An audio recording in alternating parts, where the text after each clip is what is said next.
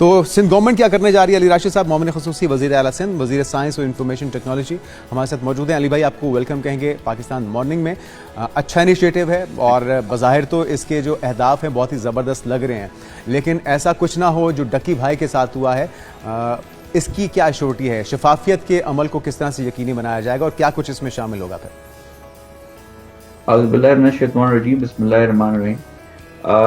देखें, इसमें यह है कि बिल्कुल डकी भाई वाला जो इंसिडेंट था, मेरी इंटरनेट जो भी यूज़ करता है, सोशल मीडिया जो भी यूज़ करता है, उन्होंने देखा होगा। देखें, काली भेड़ें हर जगह होती हैं और अनफॉर्चुनेटली जो फेडरल ये एनसीसी आया था उसमें भी थी और उन्होंने इस पावर को मिसयूज़ किया और कतन इसकी इजाज़त नहीं होनी चाहिए और ना होगी। और आपने देखा कि मैं तो सूबाई वज़ीर हूँ आईटी का, मैं उधर नहीं जाऊँगा, मगर वहाँ भी फिर आपने देखा बहुत ही टाइमली अगर उसको हिरासत, अच्छा देखें, जो उनको हिरासत में लिया था, ये भी मैं क्लैरिटी डाल दूँ कि जो इन्वेस्टिगेशन थी और जिस बुनियाद पे लिया था वो एक बड़ी कंसर्निंग बेटिंग एप्स और गैम्बलिंग एप्स जो लोगों का ज़िंदगी बच्चों की वो कर देती है। तो वो एक जो टॉपिक था या जो एक उनको इशू था इन्वेस्टिगेशन का, वो बुनियाद सही थी, मगर उसमें फिर जब उनकी मजीद इन्वेस्टिगेशन हुई, फिर जिस तरह से जो इन्वेस्टिगेशन ऑफिसर्स थे उनका रवैया था और उनसे पैसे एक्सटॉर्ट किए गए, उनके साथ मिसबिहेव किया, उनके साथ बाकी सब चीज़ें हुई। देखिए, ये तो किसी भी इदारे का एक इशू हो सकता है ना, चाहे वो पुलिस हो, एफआईए हो। अली साहब, आप बिल्कुल सही कह रहे हैं। इदारों की शफाफियत का भी ख्याल रखना हुकूमत का ही काम है और इन इदारों को इनके अंदर शफाफियत नहीं होगी तो फिर जिस तरह से हमने देखा डकी भाई के साथ हुआ, इस तरह दीगर लोगों के साथ भी होगा। ये तो रिपोर्ट हो गया, बहुत सारे लोग तो वो होंगे जो बता नहीं पाते होंगे। अगर हम थोड़ा सा आ जाए, आप जो इनिशिएटिव लेने जा रहे हैं, सिंध पुलिस को भी कहा जा रहा है, मैं थोड़ा सा इसके साथ ऐड ऑन करूंगी कि सिंध पुलिस को 2016 पीका की दफा 3 से 23 के तहत कार्रवाई का इख्तियार भी दिया जाए। जो सिंध की पुलिस है, हम देखते हैं कि वो तो पहले ही बड़ी बेलगाम है। बेकसूरों की अमवात का वाकया हो, उनको ज़दोकोब करने का वाकया हो, इस तरह के वाकयात सामने आते रहते हैं। तो फिर पीका एक्ट के तहत भी उनको अगर इख्तियार दे दिया जाएगा कार्रवाई करने का सिंध पुलिस को, तो आप नहीं समझते कि बजाय इसके कि जो लोग हैं मुतासरीन उनको उससे निकाला जा सके, उनको मजीद ज़दोकोब किया जाएगा या तशद्दुद का निशाना, या जिस तरह से हम देखते हैं पहले भी कार्रवाइयाँ होती आई हैं? नहीं, मेरा नहीं ख्याल ऐसा होगा। देखें, अच्छे बुरे लोग हर जगह होते हैं। किसी इंस्टीट्यूशन को अच्छा बुरा कहना, I think it's a bit unfair.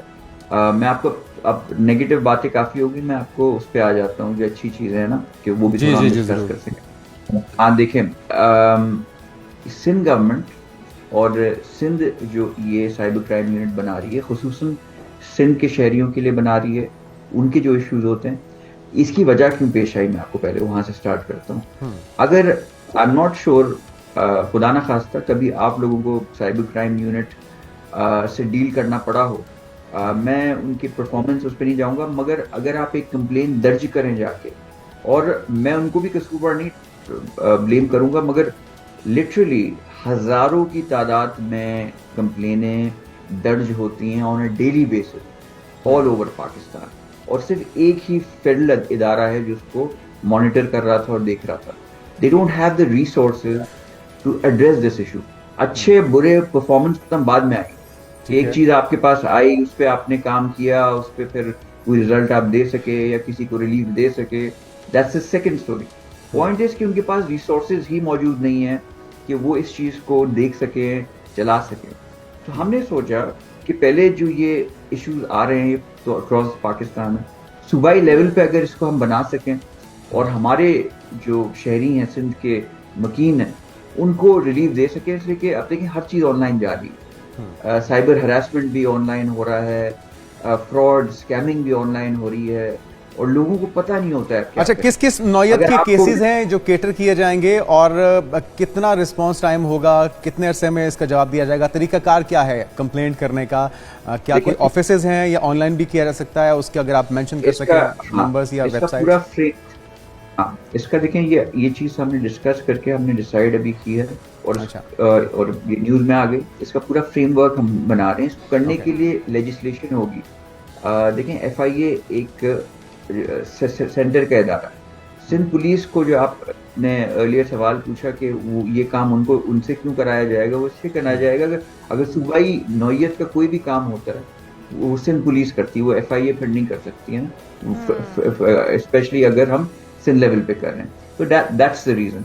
मगर वील इंश्योर कि ऐसे ऑफिसर्स हों हु आर ट्रेंड। हमने बाकी साइबर सिक्योरिटी एजेंसीज और फर्म्स जो बहुत आला मुकाम रखती हैं पाकिस्तान में भी और इंटरनेशनली, जदीद जो अप टू डेट है, उनसे ट्रेनिंग्स, अवेयरनेस, किस तरह इसको लेके चलना है, पूरे फ्रेमवर्क पे हम काम कर रहे हैं और हम चाहते हैं कि लोगों की आसानी हो। अच्छा आज आपके साथ साइबर क्राइम यूनिट और पुलिस, सिंध पुलिस दोनों मिलकर इस पर काम करेंगे, ये भी बताइएगा। जिस तरह आपने भी कहा कि इदारे काम करते हैं, वो लोग उनके पास काम आता है, वो करते हैं या नहीं करते, ये बात की बात है। अगर इदारे को बनाने से पहले इसमें ट्रांसपेरेंसी नहीं होगी या उसका उनको इस चीज़ का पाबंद नहीं बनाया जाएगा कि ये प्रायोरिटी है और काम करना पहले है, इदारे बस बना देना, क्या ये काफ़ी होगा? तो फिर तो पहले से इदारे काम कर रहे हैं।